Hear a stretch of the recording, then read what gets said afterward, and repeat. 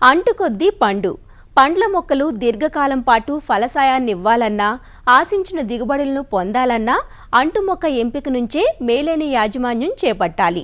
మొక్క ఎంపికలో ఏమాత్రం లోపం ఉన్నా తోటలు సరైన కాపునివ్వక ఒక్కోసారి అసలు కాపే రాక కొన్ని సంవత్సరాల పాటు పడ్డ శ్రమ, పెట్టిన పెట్టుబడి అంతా నష్టపోవాల్సిందే.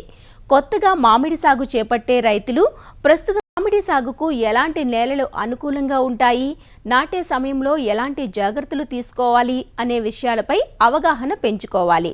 మామిడి నాటే రైతులకు సూచనలు అందిస్తున్నారు. మామిడి నాటడానికి అన్ని నేలలు అనుకూలం. అయితే లోతైన నేలల్లో వేర్లు బాగా వ్యాపించి చెట్టు బాగా అభివృద్ధి చెందడానికి సహకరిస్తాయి.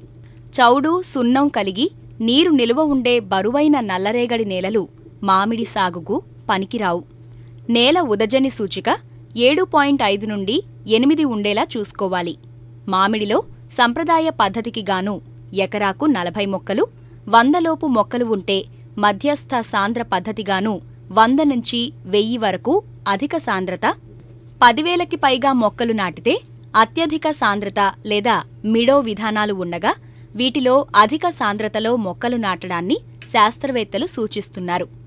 ఈ విధానంలో చెట్లు ఎక్కువ ఎత్తు పెరగకుండా గొడుగు ఆకృతిలో మలచడమే కీలకమైన అంశం.